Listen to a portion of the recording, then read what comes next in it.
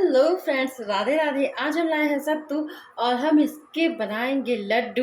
तो चलिए, सबसे पहले हम बैठाते हैं कढ़ाई और कढ़ाई में हम डालते हैं 1 चम्मच घी।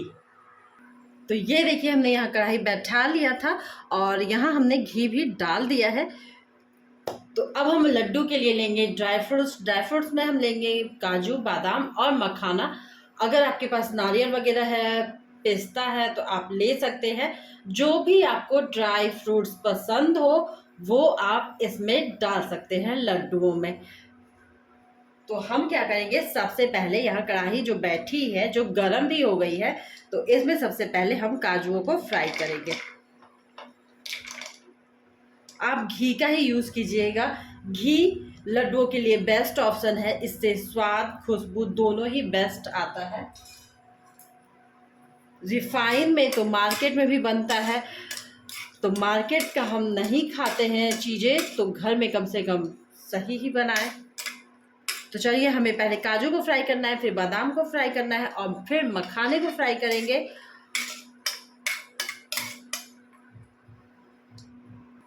काजू को हमने भून लिया, अब हम ये बादाम को भून रहे हैं।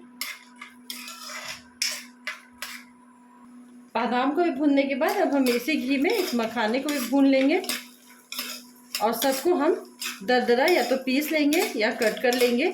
आपको जैसे सुविधा हो वैसे आप कर लीजिएगा। पीस भी सकते हैं और इसे कट भी कर सकते हैं। कट करने से ये रहता है कि वो लड्डुओं में दिखाई देता है और लड्डुओं की खूबसूरती बढ़ जाती है।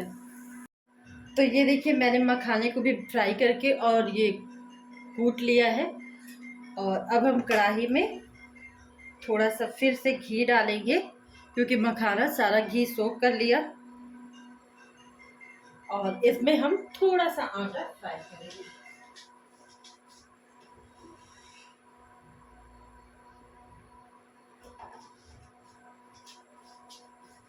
आटा ऑप्शनल है, अगर आप डालना चाहे तो डाल सकते हैं, वरना आप स्किप भी कर सकते हैं।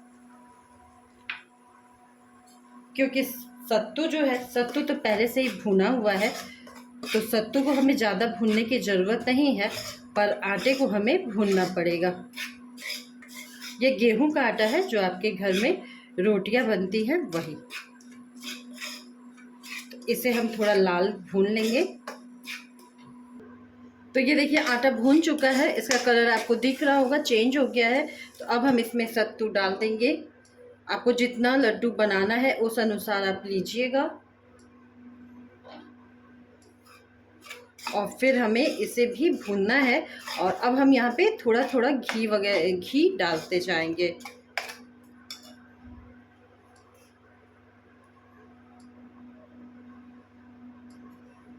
ऐसे करके भूनते भूनते हमें थोड़ा घी डालना है, कम से कम 3 से 4 चम्मच।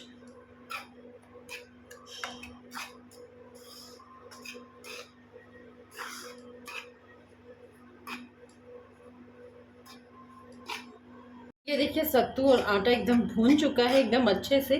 अब हम गैस को करेंगे बंद। और यहाँ पर आप चाहें तो चीनी की चाशनी बनाकर भी डाल सकते हैं, आप गुड़ की चाशनी भी बनाकर डाल सकते हैं, और चाहे तो चीनी का बूरा भी डाल सकते हैं, जैसे जो बेसन के लड्डू में पड़ता है। तो हम यहाँ पे चीनी का बूरा ही डालेंगे। तो उसके लिए हमें क्या करना है, जैसे हमने यहाँ पे घी बहुत ज़्यादा नहीं डाला है, आप देख सकते हैं एकदम सत्तू जो है एकदम भर भर सा है, इसके लड्डू तो बनेंगे नहीं। तो हम यहाँ क्या करेंगे कि इस गरम में ही हम चीनी का बूरा डालेंगे, जैसे हल्का नॉर्मल होने पर, जिससे चीनी थोड़ा पसीजेगा, मतलब पिघलेगा और लड्डू हमारी आराम से बंधेगी।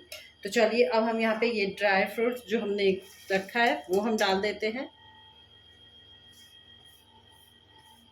आप ड्राई फ्रूट्स में और भी चीज़ें जैसे नारियल का बुरादा वगैरह ले सकते हैं, अगर आपको पसंद हो तो, लेकिन जितना कम चीज़ डालेंगे उतना भी बेस्ट रहेगा।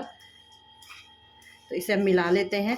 आप चाहें तो इलायची पाउडर भी डाल सकते हैं, आपके ऊपर डिपेंड करता है, स्वाद जो मुंह को भाए।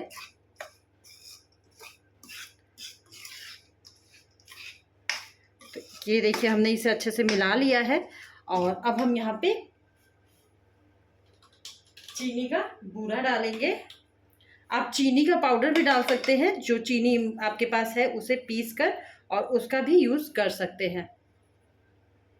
और जो लोग चीनी नहीं पसंद करते हैं वो गुड़ की चाशनी बनाकर डाल सकते हैं। अब हम इसे मिला लेंगे और फिर हम इसे बांधना शुरू करेंगे।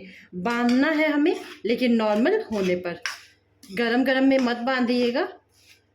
हाथों को जो सहन होगा तब आप ये लड्डू बांधना शुरू कीजिएगा। गरम में चीनी तो हमने इसलिए डाला कि वो पसीजेगा, तो आपको घी ज़्यादा यूज़ नहीं करना पड़ेगा, ये आराम से बंधने लगेगा।